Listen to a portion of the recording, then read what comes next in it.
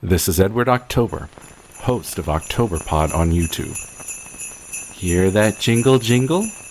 It could be Kris Kringle, or a home invader looking for an open window, a jilted lover looking for revenge, or a disgruntled coworker hoping to spike your eggnog with arsenic.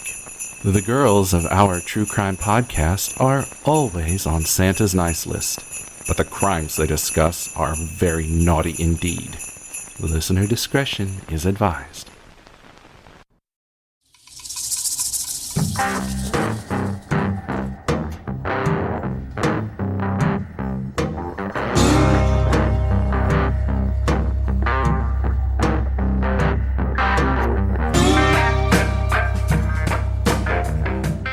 Hi, Jen. Hey, Cam.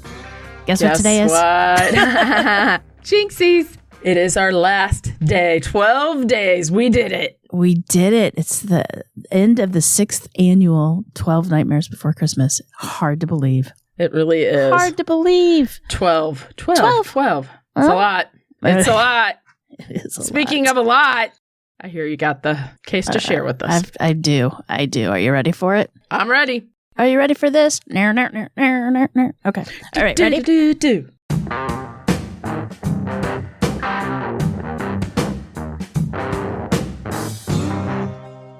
Most people have heard of the Green River Killer. I have. Washington State's most notorious serial killer was hard to miss in the 1990s. His moniker and his horrendous deeds could be found in most major newspapers across America. But there was another serial killer preying on society's weak and vulnerable at the same time in the exact same state. Oh, in Seattle? In Seattle. While Gary Ridgeway was killing women and dumping them on the western side of Washington, Robert Lee Yates Jr. was doing the same thing just 4 hours to the east on the other side of the state. In fact, at one point, investigators thought that the Green River Killer had just moved his hunting ground. That's what I would think. Sorry. That's what I would think, okay. right? Right. Who does that? How do you have two serial killers At the same time. But after a few bodies showed up in Spokane with gunshot wounds and plastic grocery bags wrapped around their heads, they realized that the MO was totally different. The Green River Killer didn't shoot his victims, he strangled them.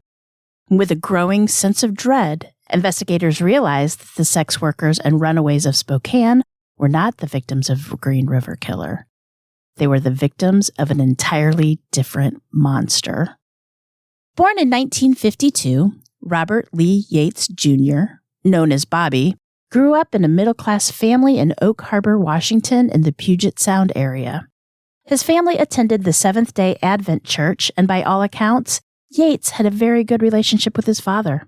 While his upbringing was described as idyllic, that didn't stop an outsider, a neighborhood kid 5 years older, from repeatedly sexually molesting him when he was just 6 years old.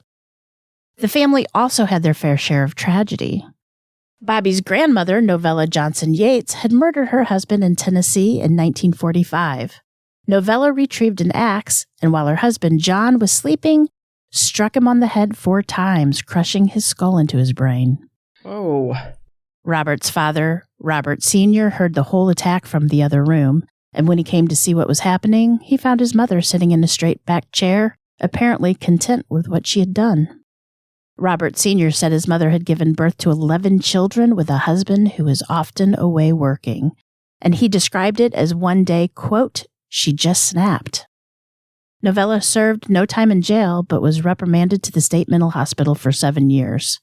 Whether or not this incident from his family history would help form Robert Jr.'s view of women is anybody's guess, but it's worth mentioning that he most likely grew up hearing the story. Robert Yates Jr. graduated from Oak Harbor High School in 1970, enrolled in college, and married his first wife in 1972. He received an Associates of Arts degree and separated from his first wife.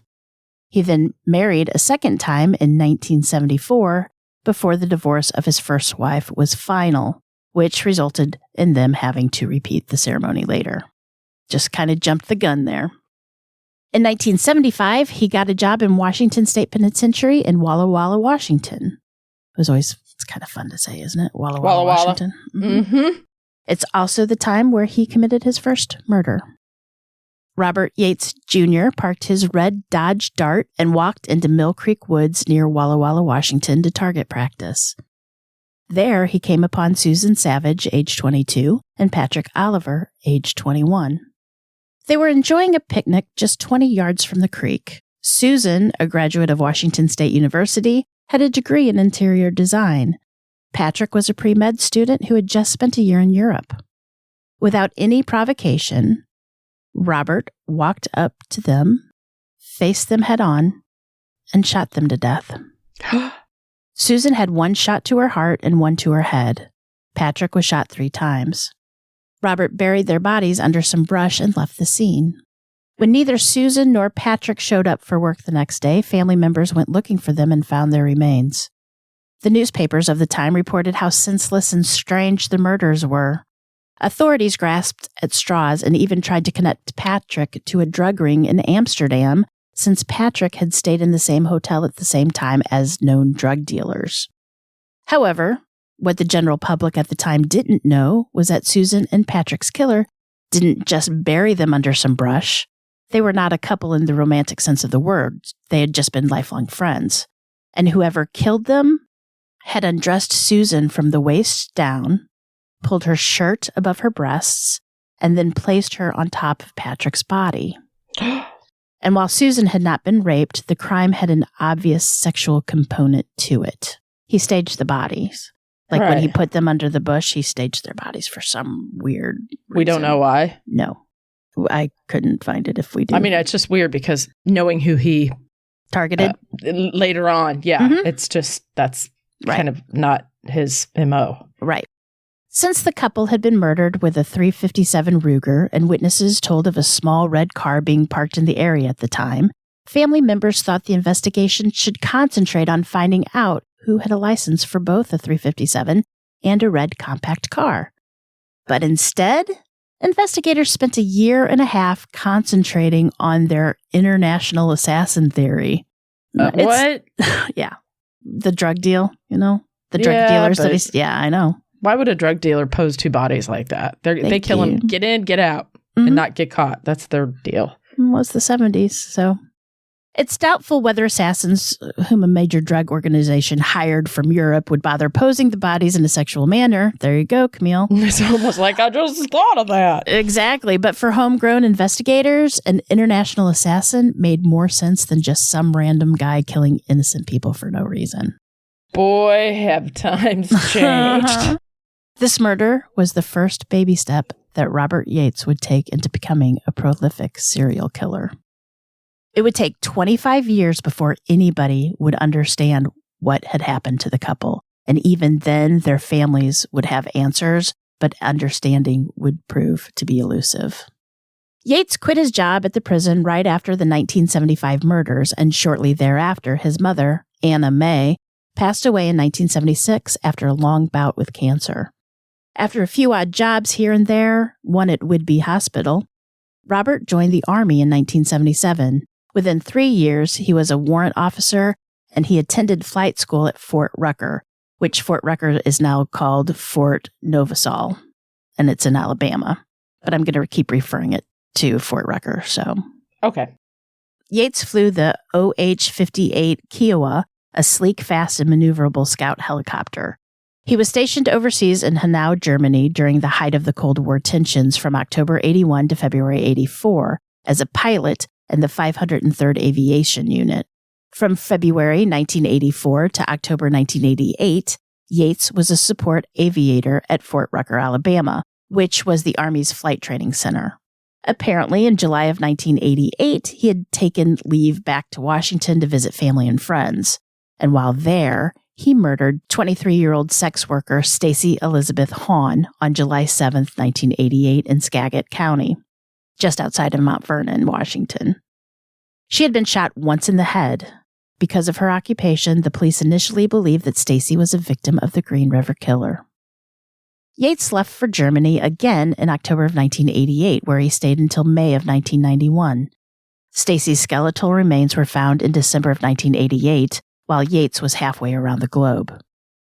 Robert was stationed in Göppingen, Germany, where he taught other soldiers to fly helicopters. From May 1991 to June of 1995, Yates could be found in a number of places: New York, Washington State, where he bought a 1977 white Corvette, Haiti, Somalia, Florida, and then back to Fort Rucker, Alabama. On May 12, 1992, the body of 19-year-old Sherry Palmer was found near Spokane, Washington. Sherry was one of those girls that never really had a chance. She never knew her father, and her mother didn't love her. She would ask her grandmother, quote, "Why doesn't my mother love me?" She dropped out of high school and found herself in the unenviable situation of having no way to take care of herself, no way to earn money, and so she turned to sex work. At the time of her murder, she was trying to find a way to get back to school. As she said once, she understood that life on the street was a game. Quote, "It's like Russian roulette. Every car you get into, you don't know if you're going to get hurt." That's so sad. It's horrible. Sherry was shot in the head, and her remains were found with a plastic grocery bag tied over her head. Oddly enough, Yates has never been charged with Palmer's murder, even though her murder was identical to the ones to come. Robert Lee Yates Jr.'s service decorations include 3 Meritorious Service Medals, 3 Army Commendation Medals, and 3 Army Achievement Medals. In 1992, he received a Humanitarian Service Medal for participating in a relief/cleanup mission of South Florida following Hurricane Andrew. He received 2 Armed Forces Expeditionary Medals, one for a peacekeeping mission in the United Task Force in Somalia in 1993, and one in Haiti during Operation Uphold Democracy in 1994. Yates received the title of Master Army Aviator because he had massed more than 5,000 hours of flight time in helicopters without a single mishap. Yates received the rank of Chief Warrant Officer 4, the highest rank of warrant officer one can attain in the Army. And then, in March of 1996, with just 18 months to reach his 20 years in the Army, he quit.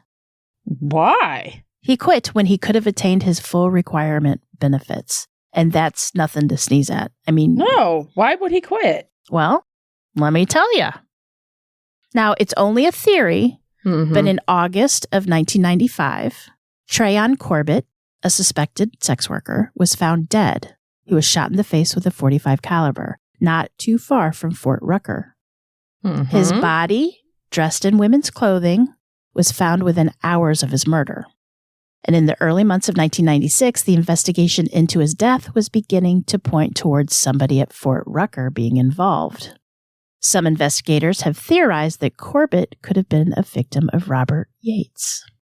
If that was the case, why would Yates quit? All that's going to do is make everybody turn and look at him and say, "What?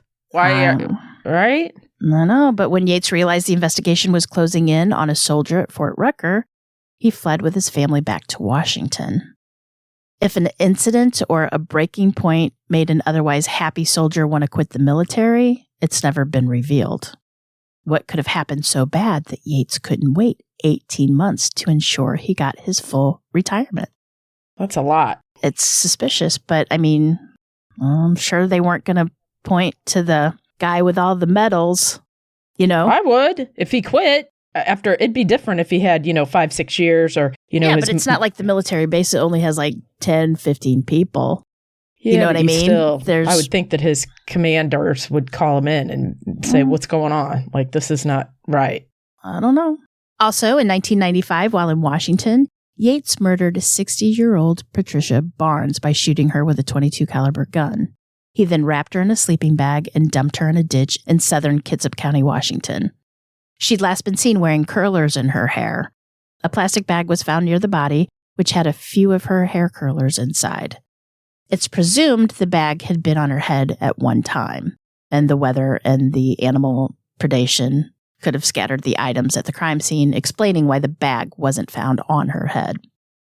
Without a guaranteed job or even a home, Robert Yates Jr. returned to the state of Washington after leaving the Army with his wife and 5 children. From then on, law enforcement in eastern Washington would be unable to keep up with the bodies being discovered on roadsides and alfalfa fields.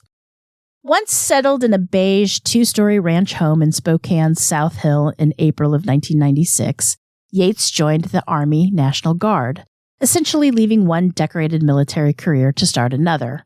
However, due to delays in processing his medical examination, Yates couldn't fly. On June 14, 1996, the body of Shannon Zielinski was found on Holcomb Road. Zielinski was 39 years old, loved horses and children, and had one daughter. Somewhere along the line, she became hooked on heroin and her life on the streets began. At this time, the family of Robert Yates began finding clues to his little secret life, but having no context with which to compare this information, their concerns were easily assuaged. One of Robert's daughters found an address book in his lunch pail. His wife found motel receipts and saw women's names that she didn't recognize. Yates explained that he was just trying to find car parts.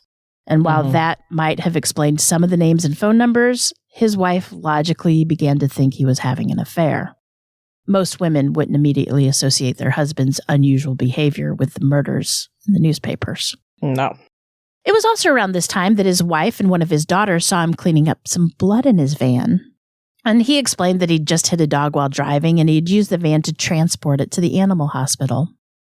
All of these incidences, the address books, names, receipts, and blood were found before the 1997 killing spree that was yet to come.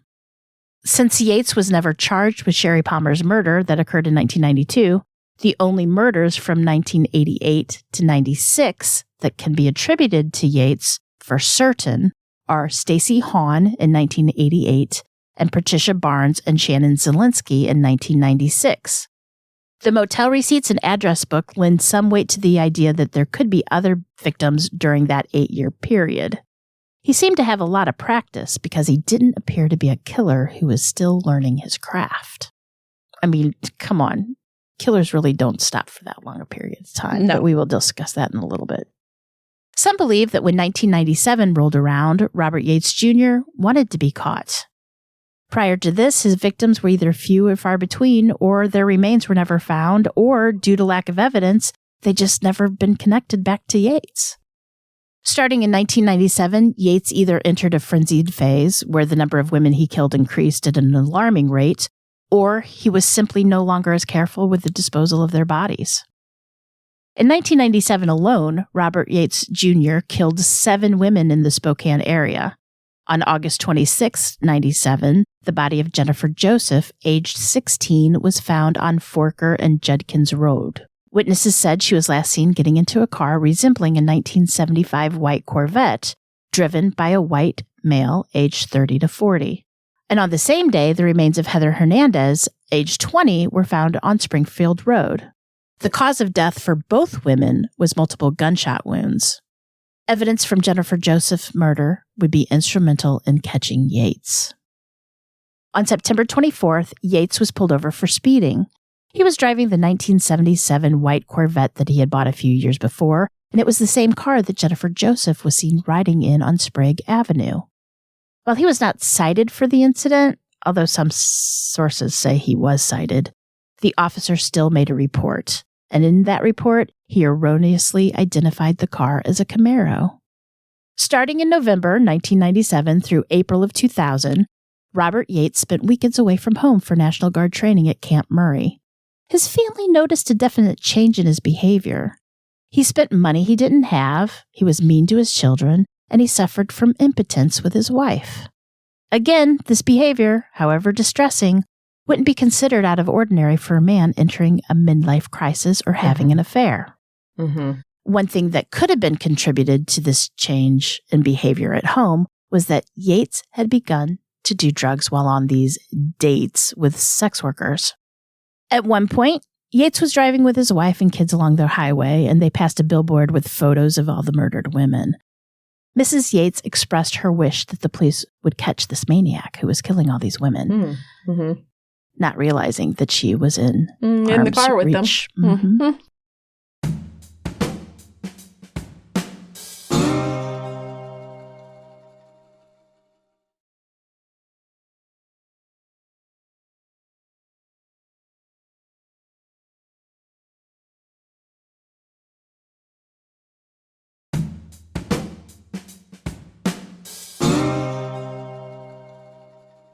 On November 5th, the body of Darla Sue Scott, age 28, was found on Hangman Valley Road. She'd been shot and found with a plastic bag over her head. Most of the victims were sex workers from the Sprague Avenue area, and most of them all had drug addiction. Jennifer Joseph's body had been found 12 miles away from Sprague Avenue. Darla Scott's was only 6 miles from Sprague. His dumping ground was getting closer to the point of abduction. Was he becoming more brazen and taunting the police? Or did he just not care if he got caught? I think he's getting lazy. Or were the drugs impairing his judgment? Oh, yeah, there's that too. On December 7th, 1997, back on the western side of the state, 34-year-old Melinda Mercer was found dead in South Tacoma just outside of Camp Murray. On December 18th, Sean Johnson, age 36, was found on Hangman Valley Road back in Spokane. Both of these women suffered multiple gunshot wounds, and both were found with more than one plastic bag on their heads. Investigators understood the problem they were facing, and while they were reluctant to announce in the papers that there was a serial killer at first, law enforcement announced a special task force to investigate these murders in late 1997.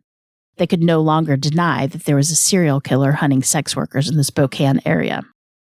Articles began appearing in newspapers with images of dead or missing sex workers, and the police begged for anybody to come forward with information. The day after Christmas in 1997, Lori Wason, age 31, and Sean McClanahan, age 36, were found near 14th and Carnahan.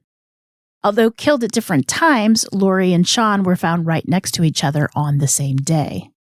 This time, Yates had dumped the bodies within 3 miles of Sprague Avenue. Both women had been shot, and both women had plastic bags on their heads. And at this point, investigators began to realize that there was no significance to the plastic bags. The bags weren't a signature and had no deep psychological meaning. The bags were solely used for the purpose of trying to mitigate the blood mess when transporting the bodies from one location to the next. And that's just what they had guessed? Mm-hmm. Okay. However, Yates left a fingerprint on one of the bags this time, and whether he understood it or not, he was also leaving a trail of his DNA. Yay for DNA. They always mess up. Might take a while to find it, right? But they always mess up. Investigators held their breath when the new year broke, waiting for the next victim. They only had to wait 5 weeks. And on February 8th, 1998, the body of Sonny Oster, age 41, was found on Graham Road. On April 1st of 1998, revealed the body of Linda Mabin, age 34, dumped just 50 yards from where Sean McClanahan and Laurel Wason's bodies were found. Thinking that this was a cluster dump site, the police poured over the area and did an exhaustive search, but failed to discover any more bodies.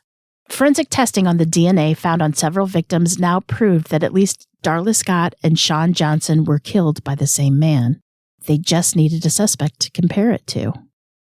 On May of 1998, Melody Murfin, age 43, was reported missing.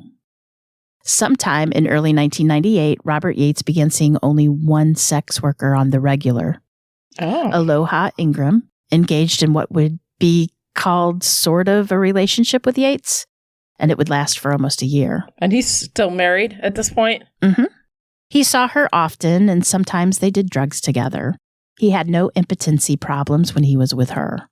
They engaged in a more intimate type of sex that had all the hallmarks of a caring relationship. The sex workers who engaged with the Yates and survived would later say that Bob was respectful to them and wasn't violent or kinky. They never felt afraid of him, and most of the women never understood that they were in any kind of danger. Perhaps feeling as though the white Corvette had been seen one too many times in the relation to their disappearances and murders, Yates sold the car to a woman by the name of Rita. Ugh. In July of 1998, Michelin Durning, age 47, was found naked and shot in a vacant lot in northern Crestline. She had been murdered at the location and not dumped. 3 weeks later, on August 1st, Christine Smith engaged in oral sex with Yates in the back of his van. He was not a regular customer, and she didn't even know his name. After 5 minutes or so, Christine had failed to excite Yates. And in a flash, Christine felt like she'd been struck in the head. She stumbled to the front of the van, got out, and ran away. And she ended up in the ER department. Oh, she made it good. Mm-hmm. There, in the ER, she received stitches and gave a very detailed description of the van to authorities. She thought she'd been stabbed in the back of the head. Since Yates was so average and unassuming looking, the description she could give police was rather vague and could have really been almost anybody. Still, the police released the composite sketch a month later. She also told the police that she'd asked Yates if he was the psycho killer. Oh. And she said that he responded that he was not the killer because, quote, he had 5 kids and wouldn't do that. That's what they all say.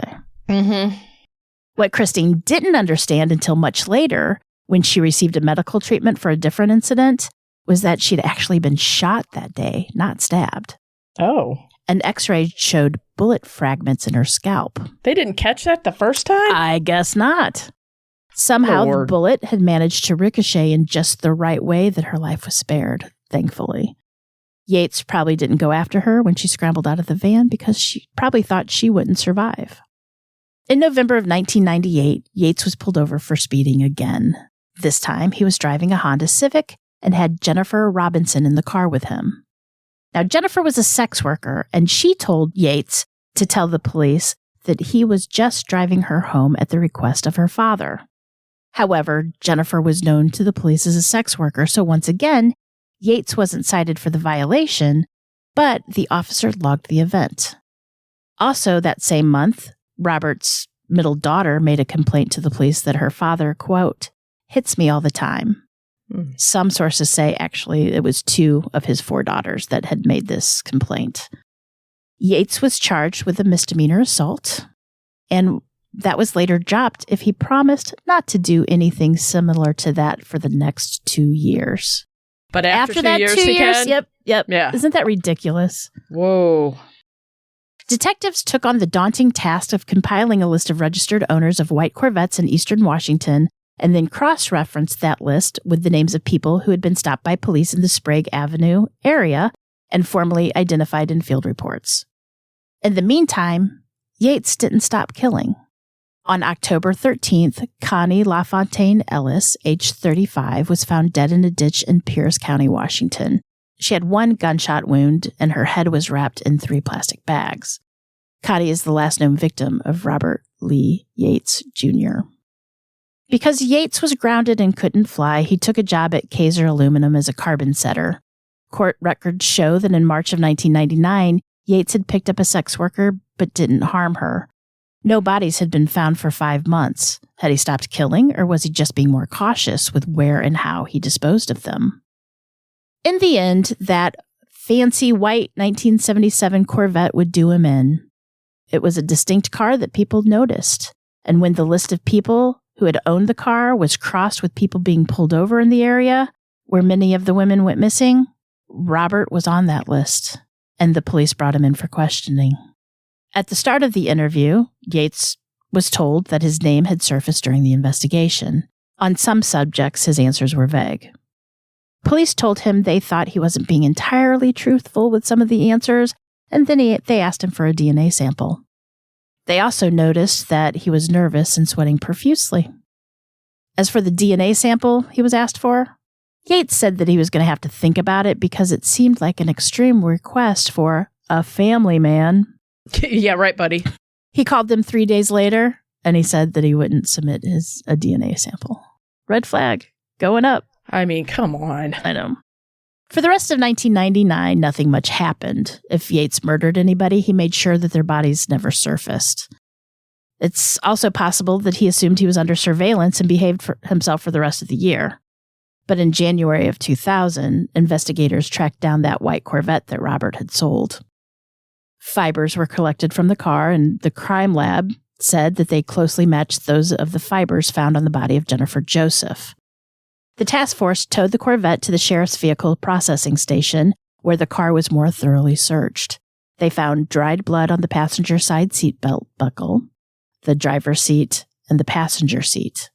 Detectives found a small white button on the floorboard under the passenger's side. It matched the other buttons on the blouse that Jennifer Joseph was wearing when she was murdered. Jennifer's parents donated their DNA for testing, and the dried blood found in the Corvette was shown to belong to their child. Jennifer Joseph. On April 18th, 2000, law enforcement arrested Robert Lee Yates Jr. for the murder of Jennifer Joseph. Physical evidence mounted against him, and he was charged with the murders of Darla Sue Scott, Sean Johnson, Laurel Wason, Sean McClanahan, Sonny Oster, and Michelin Durning. In a truly bizarre twist to this case, the body of the missing sex worker, Linda Mabin, was found buried in the yard of Robert Yates' home, directly underneath his bedroom window. Oh, how did he do that? I've no idea. Where was his wife? I've no idea. His children, I wonder if that was one of his... idea. I wonder if that was one of his favorite. So he wanted her close. I don't know. Oh, God. He was subsequently charged with her murder as well. His fingerprint matched the one found on the plastic bag in the murder of Sean McClanahan. His DNA matched the DNA left on 8 of his victims, and all of his victims died of gunshot wounds, and 8 of the murders were committed with the same .25 caliber Raven handgun. In many of the crimes, Yates used branches and wastes with whatever was handy at the dump site to cover his victims. It was as if he wanted to hide them, but he didn't want to take the time or energy to bury them or haul them into the woods so they wouldn't be found. I mean, did he want them to be found? Or once again, was he just lazy, right? Yeah. In July of 2000, Yates was charged with the murders of Melinda Mercer and Connie LaFontaine Ellis, who were found near Camp Murray in Pierce County, Washington. Remember, that's where he was stationed, the National Guard. Mm-hmm. As part of a plea deal to save him from the death penalty, Yates pled guilty to a total of 13 murders. Among his victims were the 1975 killings of the best friend having a picnic in Mill Creek. The families of Susan Savage and Patrick Oliver finally had their answers. Further questioning also led Yates confessing to the murders that occurred before Jennifer Joseph, and those included Stacy Hahn, Shannon Zielinski, and Heather Hernandez. On October 26, 2000, Robert Lee Yates Jr., the decorated military veteran and father of 5 children, was sentenced to 408 years in prison. However, 2 of the murders that happened in Pierce County were not part of the plea deal, and in 2002, he was tried for the murders of Melinda Mercer and Connie LaFontaine Ellis. For those murders, he was given the sentence of death by lethal injection. On November 4, 2002, he arrived on death row at Washington State Penitentiary, where he once worked as a prison guard. His death sentence, however, would be commuted to a life sentence in 2018 when capital punishment was outlawed in the state of Washington. But that's not the end of the story. 3 other murders occurred in the Spokane area in 1990. Sex workers Yolanda Sapp, who was found dead in February, Nikki Lowe, found in March, and Kathleen Brisbois, found in May, were all dumped in the area of the Spokane River. For years, many believed these to be the victims of Robert Yates. However, when asked, Yates denied killing them. He even took a polygraph, and the polygrapher said that he was telling the truth. Fast forward to 2014, Donna Perry, who was born Douglas Perry, was arrested and convicted for those 3 murders that occurred in 1990. Oh. Which, by the way, she's been on my list for a while, thanks to CJ from Beyond the Rainbow. Of course, the question on everybody's mind is, were there other victims? The answer is probably. I mean, we all know. I mean, we read these stuff. We know this stuff by heart. We know that there's probably more victims. Detectives found blood in various vehicles belonging to Yates that didn't match any other known victims. It's not impossible for serial killers to put several years between killings, especially if there was something personal going on in their lives that kept them from committing murder. Dennis Rader, the BTK killer, he had an 8-year period where he didn't kill anybody that we know of. And those 8 years just happened to coincide with the birth of his 2 children. And the frequency with which a serial killer commits murder can be attributed to everything from the availability of victims to nearly getting caught to being incarcerated. Law enforcement officers in Germany are investigating whether Yates might be involved in the death of as many as 26 sex workers who were murdered during the years that Yates was stationed there. In New York and Alabama, there are unsolved murders and Jane Doe cases that have yet to be ruled out. The problem is that Yates didn't always follow his MO perfectly every time, especially in the earlier killings. And as pointed out before, plastic bags can get lost over time due to the weather, decomposition, and animal predation. If the cases are older, going on 40 years now, DNA evidence may no longer be viable. And of course, in some cases, the bodies just might never be found. In Washington, Yates was being questioned in the disappearance and murder of Teresa Hesselgrave in 1977. Yates had worked at Whidbey Hospital near where Teresa's body was discovered. 2 other cases in Washington, that of Linda Fisher Moran in 1976, and a couple from British Columbia who were found murdered in 1987 near High Ridge, are still unsolved and apparently are similar enough that investigators thought Yates could be involved. And that's it. Here's my take. I think he's killed so many people. He can't even recall who he's killed. Probably not. I don't think he thought them human to even care. I mean, if you're going to kill a sex worker, you think he took the time to get to know her and her name? No, which probably wasn't her birth name anyway. But I'm sure he doesn't even know who he's killed. There's a Monster in My Family on A&E where his daughters are on there, and they talk to one of the victims' friends, and it's the hurt and devastation that he left his daughters. And it's amazing. I mean, and why did he bury the one outside his bedroom window? That's so weird. No, I have no idea. But I was shocked. I didn't know that part at all, so I was shocked when I saw that. Yeah, but, I mean, he left so much pain. People always said Ted Bundy, they call him the good-looking one, and then they're like, oh, he's only good-looking because he was the most normal one. He was educated and blah, blah, blah. This guy, he received so many medals in the Army. He looked normal. He looks normal. And that's the most frightening of all.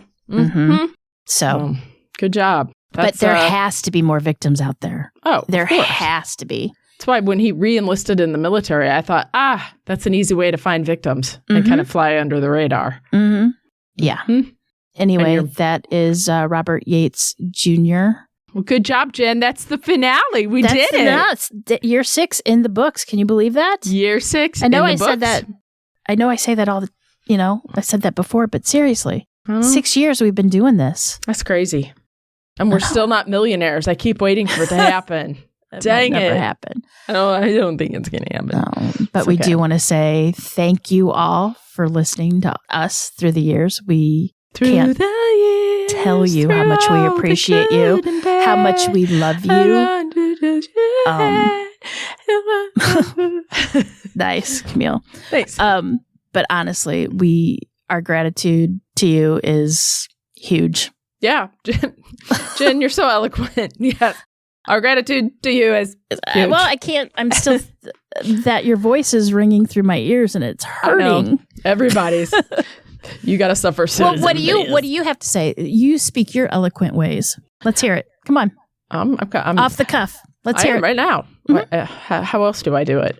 We would just like to say thank you so much that you being our listeners, and especially the ones that have traveled from day one. And let me tell you that those were some rough days at the beginning, all the way to now, the 5.5-year mark of our True Crime podcast. We gracefully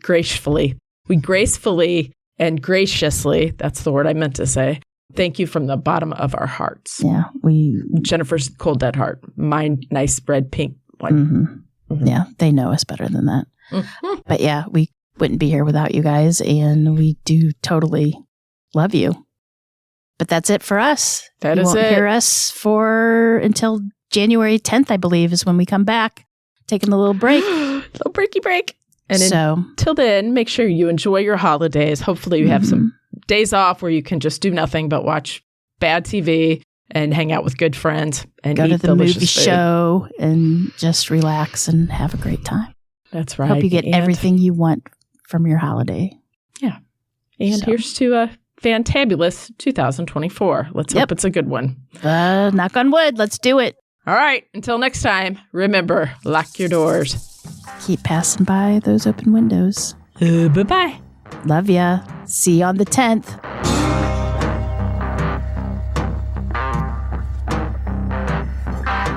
For more information about this episode, as well as all other sources, please check out our show notes or the podcast website at ourtruecrimepodcast.com. Our True Crime Podcast is developed and created by the hosts, Jen and Cam. Original music and audio mix of all our True Crime Podcast episodes is courtesy of Nico Vertese from We Talk of Dreams. You can reach Nico at wetalkofdreams.com. Listener discretion is provided by Edward October from OctoberPod VHS. You can find all of his great works on YouTube. Please make sure to like and subscribe to our True Crime Podcast wherever you listen to your podcasts. We can be reached on Instagram and Facebook at Our True Crime Podcast or on Twitter with the handle at Our True Crime Pod. You can also email us at ourtruecrimepodcast@gmail.com. We would also at this time like to thank our patrons. We would be so lost without you. Thank you so much. And if you would like to help support the show, you can check us out on patreon.com/Our True Crime Podcast. You can also show your support by leaving a 5-star review on Apple or simply just tell your friends about us. It's that easy. Love ya.